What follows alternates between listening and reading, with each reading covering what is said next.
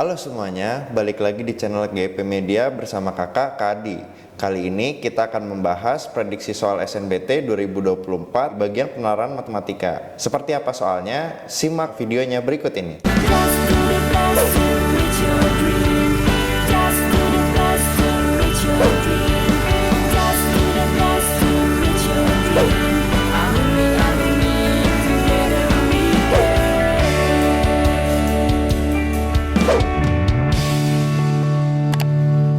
Kapan lagi kamu bisa ikutan tryout UTBK gratis di GP Media? Kalau bukan sekarang, ikuti syaratnya dan kirim bukti screenshot di gpmedia.id ya, jangan sampai ketinggalan. Buat kalian yang lagi cari tryout SNBT dan ujian mandiri untuk masuk PTN, kita punya solusinya. GEP Media menyediakan tryout SNBT dan ujian mandiri untuk beberapa PTN ternama di Indonesia. Mulai dari harga 10.000, kalian sudah dapat ribuan soal prediksi, video pembahasan, dan ada kelas online juga loh. Yuk daftar sekarang. Untuk soal pertama, di sini ada soal tentang gas propana digunakan sebagai bahan bakar rumah tangga atau kendaraan. Propana dalam wujud cair, bla bla bla bla. Terus habis itu ada datanya tuh seperti berikut. Nah, di sini itu tuh kan kita disuruh nentuin berapa energi yang dihasilkan pada pembakaran setiap 1 gram propana. Nah, sebenarnya ini bebas untuk teman-teman itu bisa ngambil yang manapun. Kalau misalkan dari datanya tuh teman-teman bisa ngambil yang ini, bisa ngambil yang ini, bisa ngambil yang ini gitu. Jadi bebas aja. Nah, misalkan kalau kakak ngambil yang paling kiri nih. Jadi dari massa propana 10 gram perbandingan energi yang dibutuhkan tuh 500 kilojoule. Berarti 500 kilojoule itu untuk 10 gram propana. Perbandingannya itu untuk 1 gram propana. Kalau misalkan teman-teman lihat untuk 1 gram propana, di sini kan dia 10 gram propana tuh butuh 500 kilojoule. Berarti kita tinggal bagi aja 10 karena 10 gram propana kan dibagi 10 jadinya 1 gram. Nah, berarti yang atasnya juga kita bagi 10 nih. Berarti ini untuk jawabannya itu adalah 50 kilojoule. Dimana kalau misalkan ditanya itu energi yang dihasilkan pada pembakaran setiap 1 gram propana itu adalah 50 kilojoule untuk 1 gram propana. Berarti jawabannya itu yang D. Soal berikutnya sebenarnya masih sama. Ini kita membicarakan tentang gas propana ya dan bla bla bla blanya. Nah, sekarang di sini ada nih tabung isinya 2 liter propana.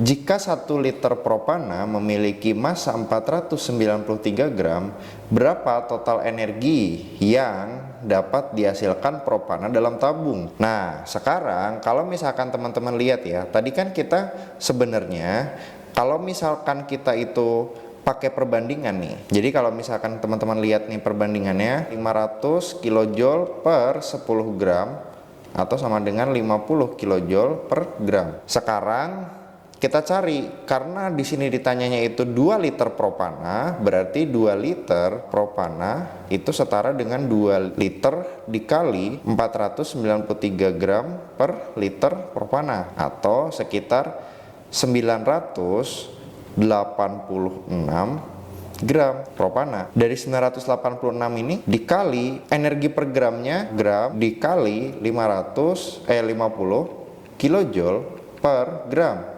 Nah, ini untuk energi per gramnya kita kaliin 986 ya, gampang aja, berarti kan 300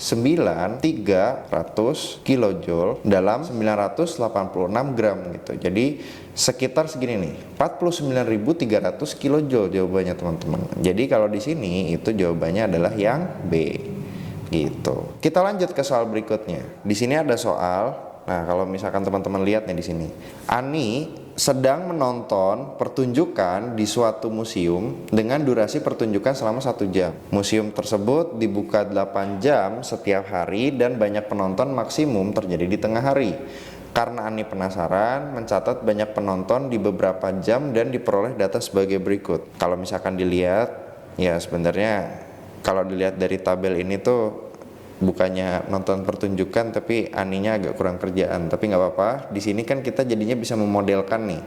Kalau misalkan itu museum banyak penontonnya itu adalah NX orang gitu, dan lama buka museumnya itu adalah X-nya gitu. Jadi NX atau penonton, banyaknya penonton itu sebagai Y-nya, ini sebagai X-nya gitu. Nah, jika fungsi banyak yang terbentuk itu fungsi kuadrat dan tidak ada penonton yang keluar masuk saat pertunjukan berlangsung.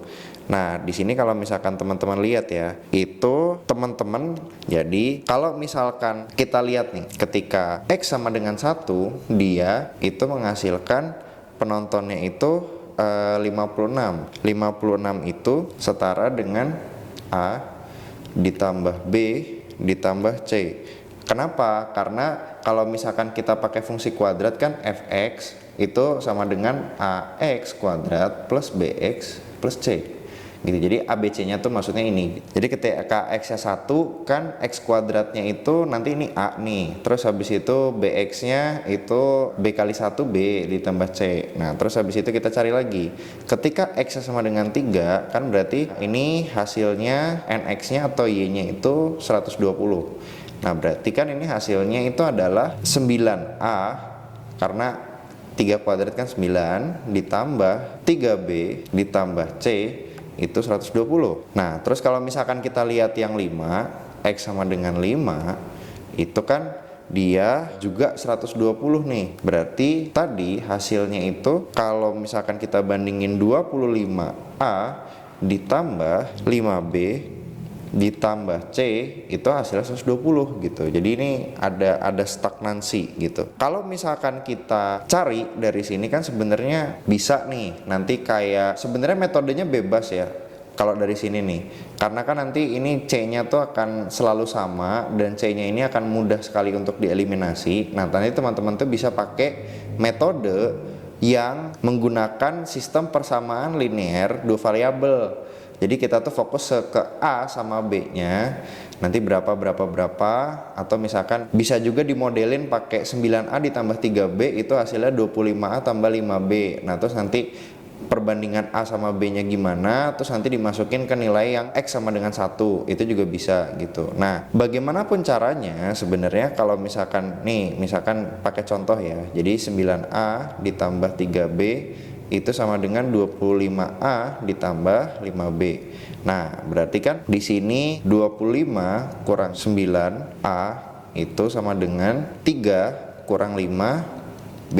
Berarti kan min 2B itu sama dengan 16A, atau perbandingan dari A banding B itu ya kita bisa nyatakan misalkan A-nya itu sama dengan min 1/8B atau B-nya sama dengan min 8A.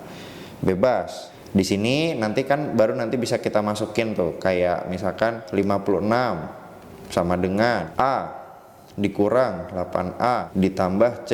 Terus habis itu kita masukin ke 120 sama dengan 9A deh ditambah 3 dikali minus 8A ditambah C. Terus nanti habis itu kita nanti dapat 56, yang atas itu 56 itu sama dengan minus 7A ditambah C. Kalau yang bawah itu kita dapatnya ini 24 kurangi 9 berarti minus 15A ditambah C sama dengan 120. Nah, kita eliminasi C-nya berarti kan nanti bisa dapat 7 dikurang 15, min 7 kurangi min 15 berarti 8A itu sama dengan minus 64.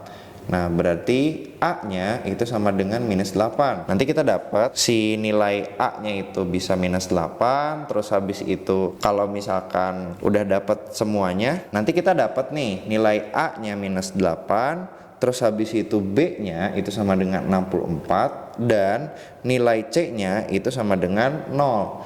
Nah, nanti kalau misalkan kita jadi modelin nih ke persamaan kuadrat, itu jadinya atau fungsi kuadrat itu modelnya adalah karena A-nya minus 8 berarti kan AX kuadrat plus BX tambah C kan, si NX ini, fx ini berarti kan ini sama dengan minus 8 X kuadrat ditambah 64 tambah 0 atau sama dengan 64 dikurang 8 X kuadrat.